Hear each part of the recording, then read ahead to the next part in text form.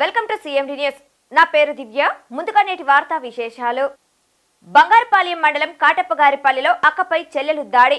అక్క కులాంతర వివాహం చేసుకోవడంతో ఆగ్రహించిన చెల్లెలు అక్క ఇంటికి వెళ్లి తన వెంట తెచ్చుకున్న కత్తితో దాడి చేసింది.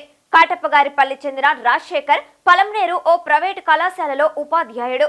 అదే కాలేజీలో చాందని కూడా ఉపాధ్యాయురాలు. వీరిరువురు ప్రేమించుకున్నారు. గత నెల మార్చి 28వ తారీఖున అమ్మవారి గుడిలో పెళ్లి చేసుకున్నారు రాజశేఖర్, చాందని. వీరిరువురు ఏప్రిల్ 2వ తారీఖున ఎస్పీని కలిసి రక్షణ కల్పించాలని కోరారు. ఎస్పీ ఆదేశాలతో ఇరు కుటుంబాలను పిలిచి కౌన్సిలింగ్ ఇచ్చి పంపించారు బంగారుపాలెం పోలీసులు. ఈ నేపథ్యంలో మతాంతర వివాహం చేసుకుందని చాందని చెల్లెలు తస్మయ్య కోపం పెంచుకుంది.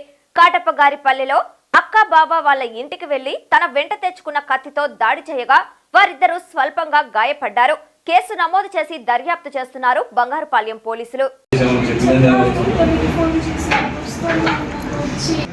అతను వాళ్ళిద్దరు ఇష్టపూర్వకంగా పెళ్లి చేసుకున్నారు. ఒకవేళ నీ అక్క ఏదైనా ఇష్టంగా నువ్వు ఇంటికి వచ్చి నువ్వు తీసుకొని పోవచ్చు, కానీ అక్కడ నువ్వు పోయి ఆ పక్కన బలవంతం చేసి బెదిరించి ఏదైనా చేసి అట్లా చేయడం అది చట్టపరంగా తప్పదు. అందుకే నీ మీద కేసు కూడా రిజిస్టర్ అయింది.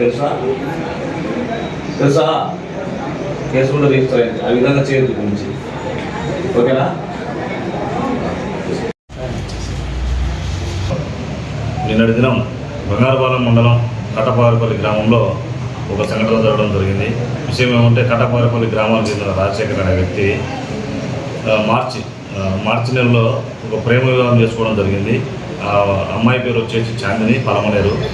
అయితే ఇది వాళ్ళ ఇంట్లో వాళ్ళకు నచ్చక వాళ్ళ చాందిని వాళ్ళ చెల్లెలు ఆయన తస్మియా నిన్నటి దినము అమ్మాయి లవ్ మ్యారేజ్ చేసుకునే కోపంతో పలమనేరు నుంచి కాటప్పగారిపల్లి విలేజ్కి వెళ్ళి అక్కడ ఆమెను బెదిరించి, నువ్వు మర్యాద ఇంటికి వస్తావా లేకపోతే రావా, నువ్వు ఇంటికి వచ్చేసే నువ్వు, లేకపోతే నీ మీద దాడి చేస్తాను అనే ఉద్దేశంతో చిన్న కత్తి తీసుకొని దాడి చేయడం జరిగింది.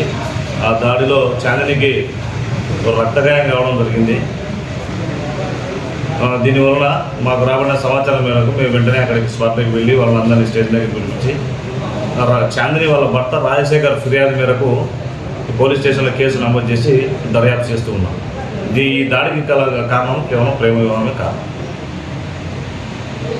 అరువుదేమీ లేదు, కానీ వాళ్ళ చెల్లెలు ఆ పాపకు అటాచ్మెంట్ ఎక్కువ ఉన్నది. దానివల్ల ఈ పాప ఇంట్లో నేను జీర్ణించుకోలేక ఆ పాప వెళ్ళి ఏదో బెదిరిస్తే ఇంటికి వస్తుందనే ఉద్దేశంతో అక్కడ బెదిరించి దాడి చేయడం జరిగింది.